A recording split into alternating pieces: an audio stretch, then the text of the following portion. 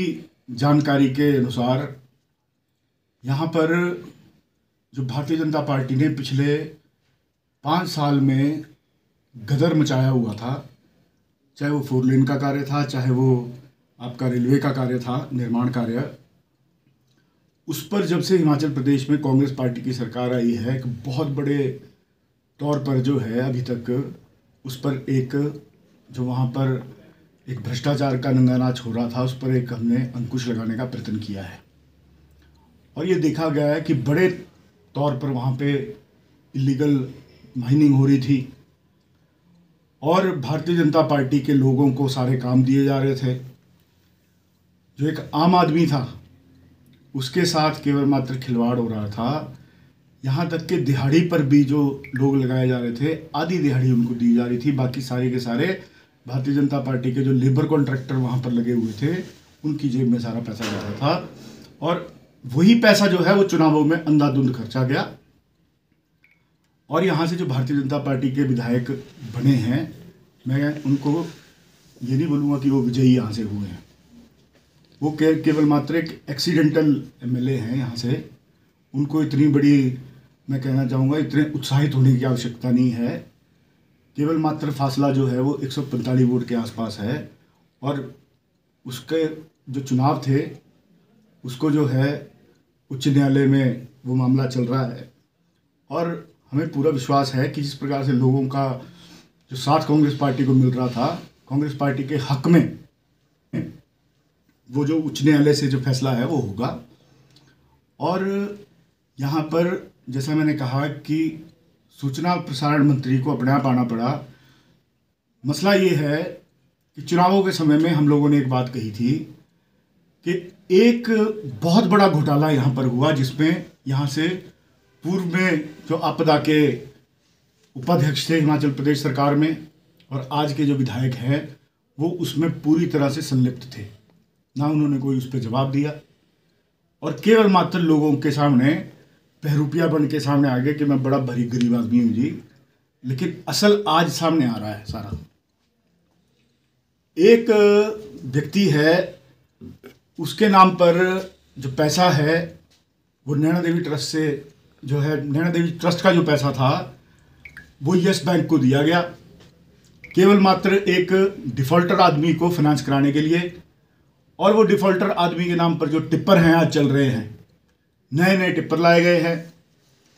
और एक व्यक्ति को एक मशीन लेने में, ठेकेदार बनने में पूरा मैं बोलता हूँ उम्र लग जाती है। लेकिन क्या कारण है कि 2 साल में एक आदमी 9-9, 10-10 मशीनें लेके आ गया, 25-25 टिप्पर लेके आ गया। आज जब उनका काम बंद हो रहा है तो आज रणधीर शर्मा जी को मिर्चें लग रही हैं, तकलीफ हो रही है, क्योंकि फाइनेंस तो करा लिया हेरा फेरी करके, लेकिन उसके लिए अब किस्तें देनी पड़ेगी। और किस्तें कहाँ से देंगे? ये जो पैसे का दुरुपयोग यहाँ पे चुनावों में हुआ, ये उसी सारे पैसे की देन है। और हम तो शुरू से कहते आ रहे हैं, आज तो प्रमाण सामने हो गया कि सूचना प्रसारण मंत्री का ना कार्यक्रम यहाँ पर, ना उनका पहले से कोई यहाँ पर कार्यक्रम का कोई अनुमान था किसी को। सूचना प्रसारण मंत्री जी सीधे दिल्ली से यहाँ पे पहुंचे। क्यों? क्योंकि रणधीर शर्मा के टिप्पर बंद हो गए थे। और बिलासपुर में बैठक बुलाई जाती है, सारे रेलवे के अफसर बुलाए जा रहे हैं, अधिकारियों को बोला जा रहा है कि 5 साल रुक जाओ, 5 साल के बाद तुम्हारे को देख लिया जाएगा। पुलिस वालों को कहते हैं कि पुलिस तुमने हमारी गाड़ियों के चलान किया, अब तुम्हारे को हम देखते हैं, 5 साल रुक जाओ, नाम तुम्हारी लिस्टें बन रही हैं। ये जो गुंडागर्दी है भारतीय जनता पार्टी ने जो पिछले 5 साल चलाई, अब फिर से उसको करने का प्रयत्न कर रहे हैं, ये नहीं चलेगी। अब सूचना प्रसारण मंत्री, क्योंकि उनकी तो मजबूरी है, अब उन्होंने चुनाव लड़ना है।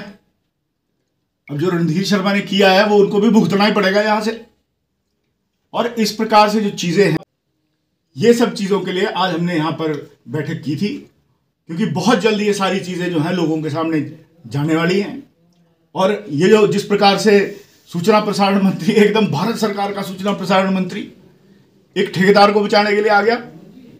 क्या कारण है? ठेकेदार को बचाने के लिए आ सकता है कभी? आप स्वयं सोचें।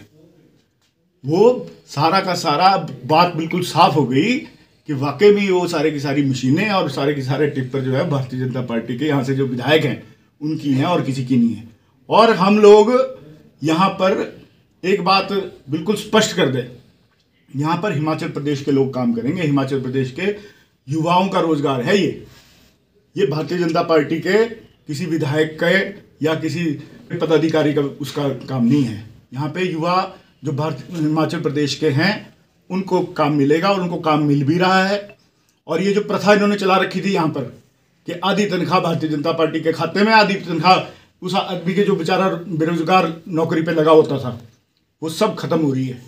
उनको सबको हम खत्म कर रहे हैं और नए नए लड़कों को यहाँ पे रोजगार मिल रहा है। पिछले इतने समय में अभी 3-4 साल 4 महीने कांग्रेस पार्टी की सरकार को हुए हैं, शुरू हुए। यहाँ पर मैं आपको कहना चाहूँगा कि इतने समय में हमने कम से कम कुछ नहीं होगा तो 600-700 लड़कों को रोजगार हमने दिलवाया होगा। जो ये कमीशन वाली प्रथा थी ये सारी खत्म और नए तरीके से हिमाचल प्रदेश के युवाओं के हित में ये सरकार काम कर रही है और उसी के पद चिन्हों पर यहाँ पर काम होगा और ये आप लोगों के सामने नजर आएगा। 2 दिन पहले कांग्रेस पार्टी प्रदेश के महासचिव श्री विकास ठाकुर जी द्वारा एक स्वारघाट के अंदर प्रेस वार्ता की गई। उस प्रेस वार्ता के दिन इन्होंने वहां पर बहुत ही तथ्यहीन बयानबाजी, जो हमारी पार्टी के हमारे नेता यहाँ से तीसरी बार बने विधायक आदरणीय योग्य श्री रणधीर शर्मा जी के खिलाफ कुछ ऐसी बयानबाजी की जो लोकतंत्र के अंदर बहुत एक निंदनीय है।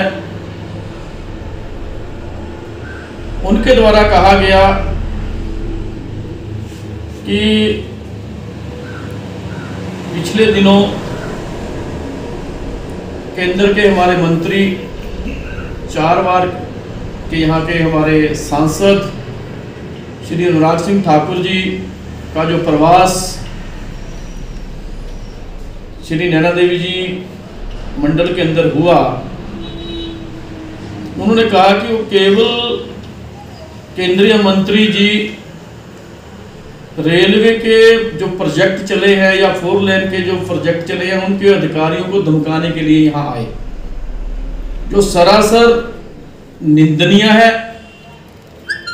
क्योंकि श्री विकास ठाकुर जी एक जिम्मेवार कांग्रेस पार्टी के प्रदेश के महामंत्री हैं।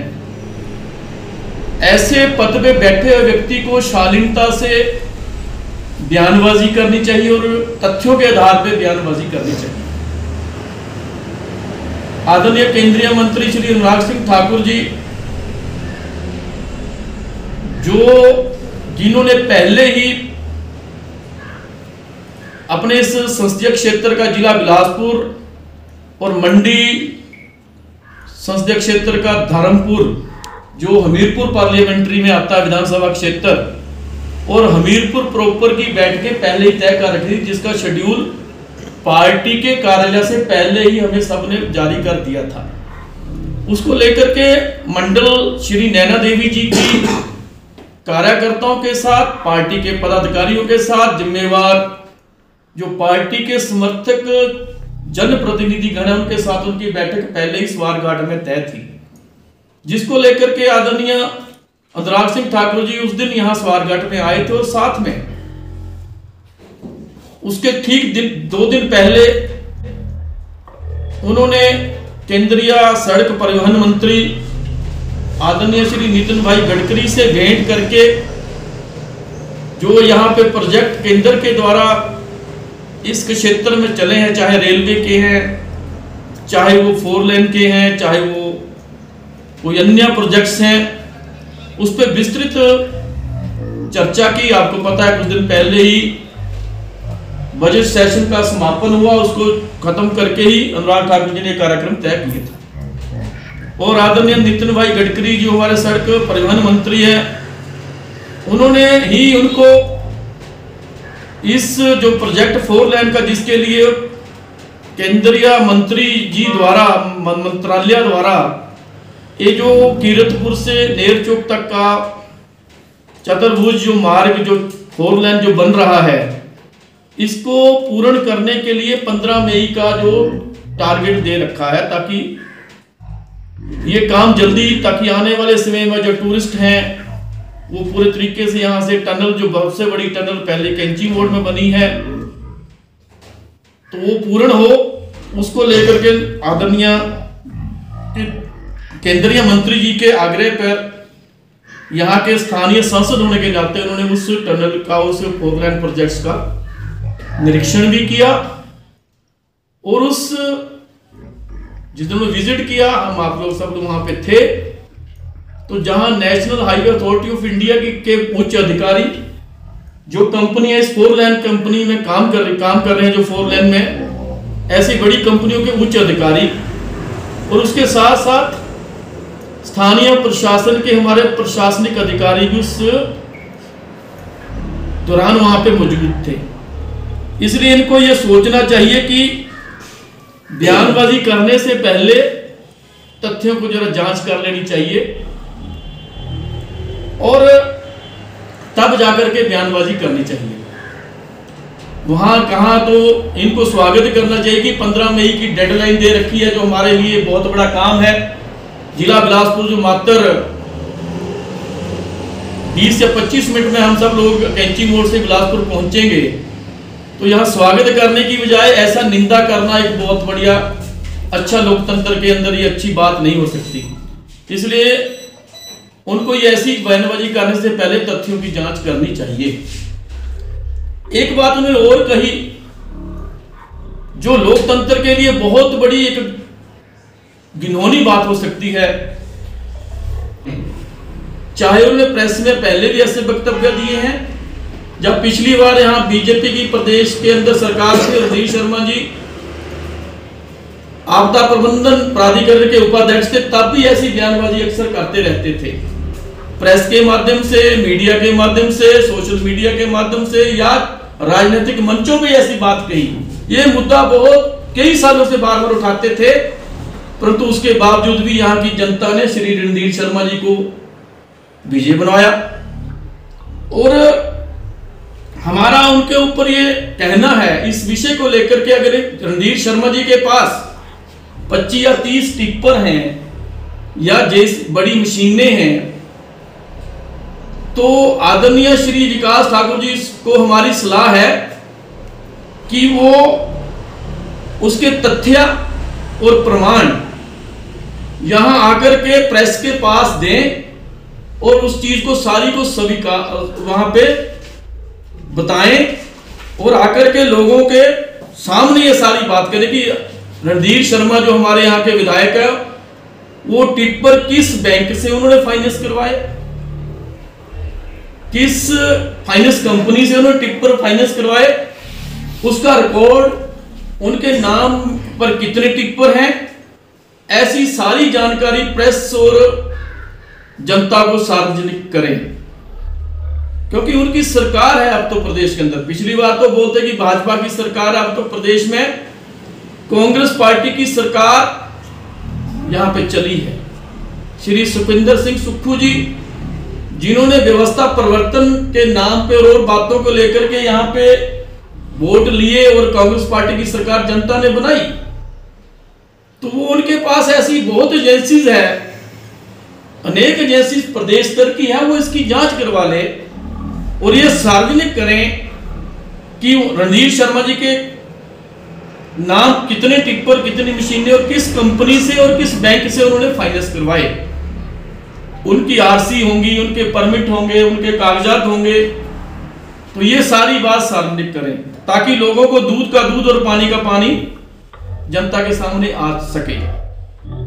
अच्छा हो तक श्री विकास ठाकुर जी जो प्रदेश के महामंत्री हैं, वो यहां आकर के ये प्रेस में कहते, ऐसी प्रेस वार्ता करते कि स्वारघाट का डिग्री कॉलेज की अधिसूचना वर्तमान सरकार के द्वारा रद्द क्यों की गई, खोला गया, उसको क्यों बंद किया गया, उसके खिलाफ आवाज उठाते।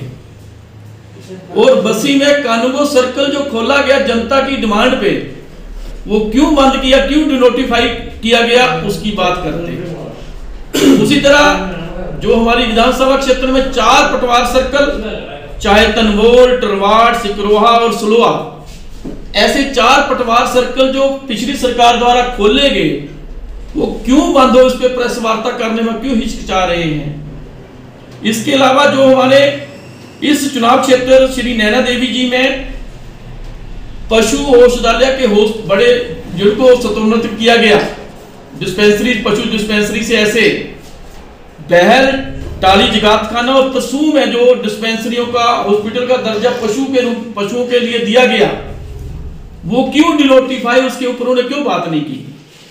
इसी तरह अपने इस क्षेत्र में आयुर्वेदिक स्वास्थ्य केंद्र जो बंद हुए इस सरकार द्वारा, सुक्खू जी की सरकार द्वारा, जामुली और दलेत में, वो क्यों डिनोटिफाई हुए, इस पे वो क्यों वार्ता नहीं करते हैं।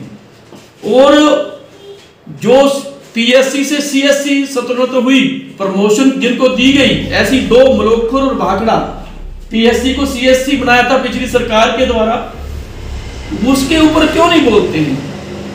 ये कांग्रेस पार्टी को जब यहां से इतनी बार, 5 बार लगातार यहाँ पे लोगों ने इनको मौका दिया, 3 बार उसमें एक बार राज्य मंत्री को, 2 बार कैबिनेट मिनिस्टर के रूप में श्री रामलाल ठाकुर जी को, 2 बार विपक्ष के विधायक के रूप में यहां से जनता ने मौका दिया, और 4 बार श्री रामलाल ठाकुर जी ने लोकसभा का चुनाव लड़ा। एक बार मात्र 1500 वोट से हार गए, उसके बाद 80,000 से भी हारे, 1 लाख से भी हारे, 4 लाख से भी हारे। क्या उसको एक्सीडेंटल बोला जाएगा क्या? नेता तो नेता होता है, चुनाव में हार जीत का मार्जिन थोड़ा देखा जाता, हार और जीत होती रहती लोकतंत्र में। ऐसी वाणी करने का उन्हें कोई अधिकार नहीं है। और मैं तो ये कहूंगा, उनसे एक सलाह देना चाहूंगा आदरणीय श्री विकास जी को, कुछ जनता के सामने आकर के इन बातों का खुलासा खुद करें। किसी के कहे और कहने से ऐसे आरोप लगाना, ये राजनीति का अच्छा गुण नहीं माना जाता। राजनीति में अगर कोई आरोप भी लगाने हैं तो उसके लिए तथ्य चाहिए, प्रमाण चाहिए। अगर है तो श्री विकास ठाकुर जी उसको सार्वजनिक करें, वरना आकर के जनता के बीच में आकर इस बात की माफी मांगे। आप लोगों का बहुत बहुत धन्यवाद।